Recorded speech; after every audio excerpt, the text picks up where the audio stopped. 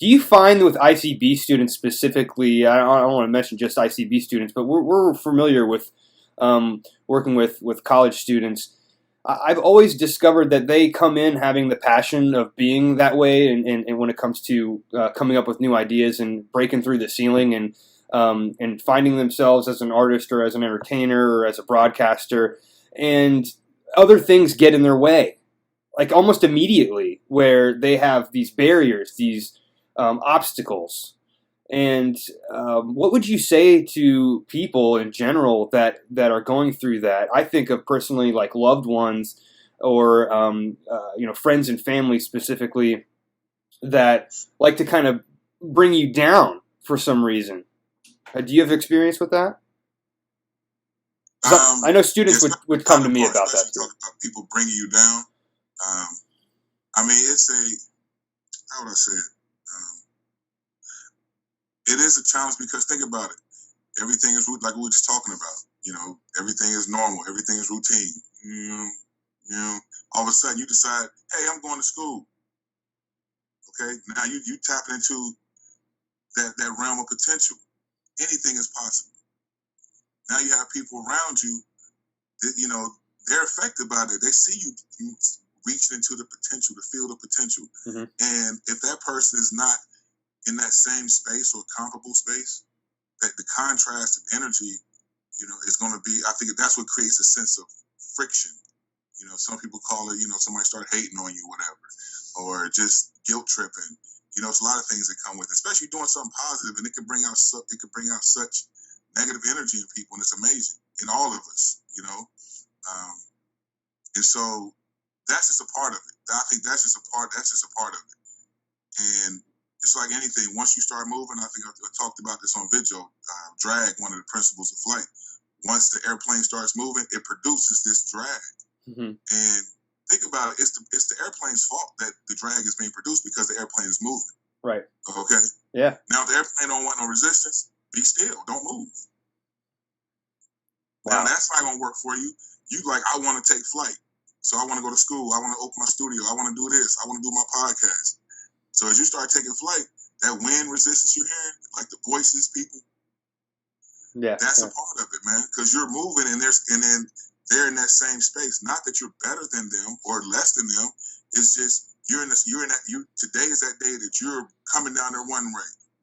You about to take off, and your energy is different. You're in a mental space that other people are not. So that's going to, I think that's just a part of it. And I think learning how to accept that resistance, like in flight, learning how to work with it. We can't get rid of it. Mm-hmm. You can't get rid of resistance. You can't get rid of gravity. We had to learn to work with it. So when that comes, we have to find ways to not shut down, because I think the first time it happens, let's say you get in school and somebody says, oh man, that school sucks, or this is that, or my friend went to school and they didn't do nothing. I mean, you could take it like, like, gee, thanks, man. Right. Or you're like, hey, I understand, but maybe I'll be the first one to do something with it then. Mm-hmm. Whatever. I think with our attitude, we can take control of that moment and not just be quiet, because it's easy to, when someone says something negative about, what we're about to, embark upon, and because of our lack of knowledge of it, we can be somewhat intimidated. So, well, that person's right. And so we may sit quietly, like, kind of sink back in the chair. It's like, no, bump that. No. Yes, I'm going in. I'm excited because I got a vision, and I'm gonna make this work. Period. And what happens? We stay that course. Then what happens? You find yourself the same people that were resisting with, now they coming to you like, hey man, how'd you get this going? To get this going, and that's a chance to kind of hold over the head, but then stay like, no, it's all good. Like, hey man, this is what I did. It's a beautiful thing because you're spreading that positive message and knocking the negative down and influencing other people in the process. I think about my wife and I. We both can get negative on our own artwork and how well it's going or how well it's not going, and we motivate each other. It's the opposite. It's no, that's really good what you're doing. We say that both to each other constantly, and it helps. So anybody out there watching and listening, think about your voice and what it does to influence people. And regardless, sometimes that negative voice is going to motivate them even more. That pain, that struggle, like you said, is a part of it. I want to, and then the other part, I want to add more.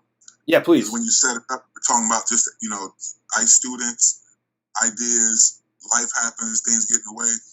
And I think a lot of that, a big part of that, a major part of that, which I don't think we talk about enough in great detail, is fear. Get to the root, because the economy, we talk about, it's a lot of things. There are so many expressions of fear, whether it be someone guilt tripping you, trying to make you feel bad, self-doubt. It's so many different expressions, but what's at the root of it, and I think fear is is at that root. And, making those changes, it'll bring out doubts in others. And then it also brings out our own self-doubts. And yes. we have, people have different issues, internal issues, anxiety. Me personally, I had a long-term quiet struggle with anxiety for a long time. And part of my part-time, my job was to keep it quiet in a sense. I didn't feel comfortable talking about it. Mm-hmm. And that's just real. And, but I think but the funny thing about fear is so powerful that it's like imagine fear as a bully, an actual personified as a bully. We're so afraid of that bully, we don't even like to mention his name.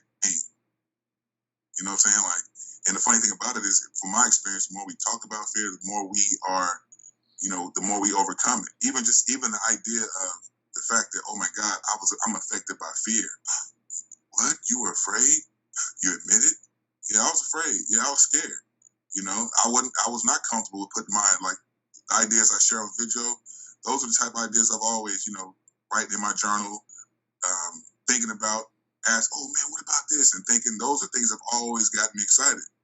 But the thought of doing Vidjo, when I first started, dude, it wasn't like, oh yeah, can't wait to jump on live. It was like, I was in a meditation and I came out and my instructions were clear. You need to do a blog then I thought about editing. I'm going to take this out, take the ums out. If I say something wrong, very self-conscious, worried about, somebody going to talk about me. Oh man, that dude's an instructor. He talk like that. I know sometimes I have a way with words, but it helped me, I think on the base level, it helped me grow. It helped me overcome that fear. It gave me a place to wrestle with that fear, and everything I do on Vidjo is not going to be perfect. It's this, it's that, whatever. Right. And when I finally took that step, man, it's been awesome. And it's such a small, for me, it's a very personal project. That's why I didn't come out the gate trying to really push it, sell it, It's kind of like ease out here. And I made a decision over a year ago. I said, Vidjo will always be this. Now I look forward to doing something, a platform like what you have. You bring people on different topics. You should. But I've decided that Vidjo will always be, it's a video journal, just like a personal journal, except I'm sharing it. And not that I'm not open for other ideas, which I am. A lot of the things I bring to the table is a result of other ideas, etc. But the particular angle and the way it's presented, I decided I want to keep that kind of unique. So, but yeah, I think the fear factor, man, the fear component, self-doubt, self-esteem, believing in self, all that, and like I say, life happens, which, in a way in which it can, you question yourself. So, but I think we have to keep the conversation alive and not, and not pretend that just because you experience some fear, you less than, Justin, I thought you had it together, man. I didn't know you got scared. Well, it's all in your head, that fear. It's all in your head. It doesn't actually exist outside of you. And you motivated me quite a bit when you did Vidjo, and probably a big lift for me to do what I'm doing now. And I can't say I watch my interviews, over again. I watch them once to, see how everything went and make some mental notes. But I'm not happy with some of the things that, the way I speak and things like that. But that's just a personal thing that nobody else really thinks about or notices. I've done interviews with people and they said, well, I really don't I sound stupid. I don't like the way I was talking here. And so this is all you. You can't think about that stuff. Just right. Move on and let it be what it is, and exactly. Get better at it over time. So and again, just like you say, even reviewing your interviews, you review it. You see a little thing, it's not a bad. You're like, okay, you know what? I'm gonna work on this. I'm gonna work on that. When I review my videos, I do the same thing. I hear something like, my energy wasn't there, or it was this. And there were some things I would say, and I had to be mindful. Like, okay, don't say this so often. And I catch myself, so I give myself a let instead of just trying to fill it in with just like the pause, let the silence have the moment. And even in the very beginning, like the first few months, after I would do a video, I would watch it, and I was just looking at it, just make sure aesthetically it was cool. But it was hard for me to listen to it because, again, I was in fear. I wasn't paralyzed by it, but at the same time, it wasn't like I wasn't just like, hey, let me listen to this real quick. I mean, it was a challenge for me to listen to it. And I've heard from people before, a lot of friends I have that are speakers and things, that when I would take events for them, they didn't want to watch it. And I understood, but at the same time, I felt it even more. It was just hard to watch. But I watched it because I want to critique it and I want to get better and, just improve over time. But, yeah. But again, that same thing, man, that resistance, that fear, that's a big part of all this. And it's part of the game, too. I try to treat it like a game. It's a part of, when we play sports, back to basketball, the object of the game is pretty simple. Take this ball, go down there and put it in the hole. Right. Stay inside this box. You have a certain way you can dribble, but in general, the concept is simple. But then you say, oh, yeah, by the way, see them 5 dudes, they're going to try to stop you from putting the ball in the hole. Yeah, we always focus on, like, we'll go to sports, like Michael Jordan. We don't see his failures in the beginning that he had. We always think about, the successes, and nobody, like an actor, we see the best scenes in that movie. We don't see the ones where they screwed up. For artists and music, you only hear, a lot of times it's auto-tuned nowadays, but you only hear the parts that worked. You don't hear the parts that didn't work. And there were probably way more recordings of the vocals that were bad that we will never hear. We only hear the good parts. And I think just relating to these interviews and video, the more and more you do, the more people are going to watch, the better you're going to get at it, the more you're only going to be recognized for the great things, not the mistakes that you've made. And we don't think about that either. I think that would help with the thoughts of fear, Yeah, let it happen, man. I mean, things happen. I mean, little things happen. I'm trying to think. It was something that happened. I was doing video. Like the first video.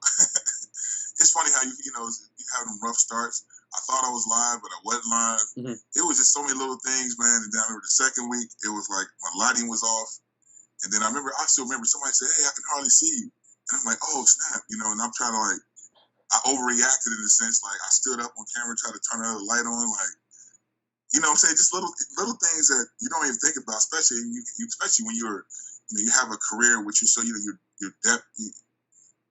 well versed in another aspect of, like, you're so used to doing things on, and then you're into a space where you're at ground zero, basically. You're the rookie, right. know. And I don't know, it's humbling, and it keeps you, like I said, it keeps you. Yeah, it's just good for the spirit, man. It keeps you like in a space of just wanting to. As my slogan goes, to think and do better. Yeah. Keep moving forward. So makes you feel alive. You feel a little bit more alive. Yeah, especially when it's done. After episode, oh my man, the energy, man, that energy is like, wow, what I'm saying? It's just a great energy, man. And I love it. Love it. I appreciate and I do, so I don't forget to say it, I want to say this now. I appreciate, you invite me on and just ask, saying, questions about Vidjo. Saying? That was real cool, man. And because like I said, I have an idea, so I get some feedback from people. It's like, yeah, it's cool, man. And I'm comfortable with the idea that the people that watch it is kind of like, man, it's cool, man.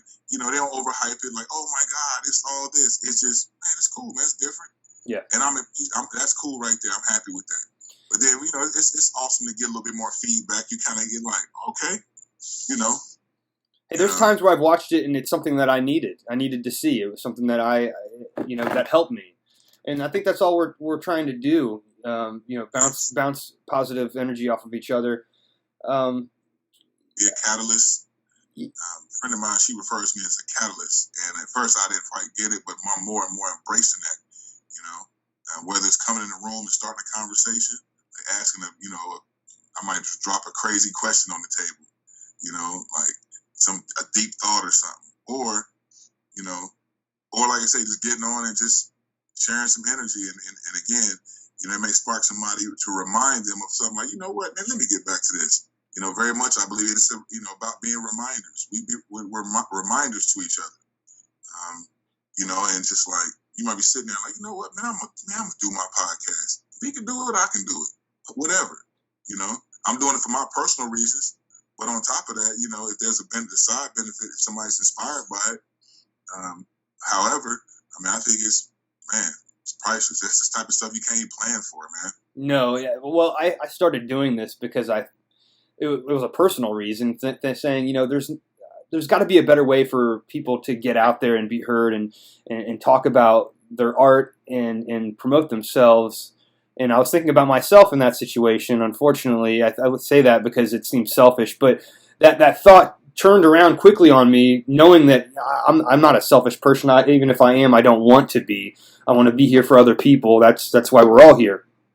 And so I thought, look at Dayton, Ohio, and how there's so much talent out there. And I already have built-up connections with people, but their voices weren't being heard, and their art wasn't being exposed as well, and it's still not being exposed. And yeah, sure, there's DATV, there's Channel News, Channel 10, or excuse me, 2, and they promote artists from time to time, but I don't think it's being done well.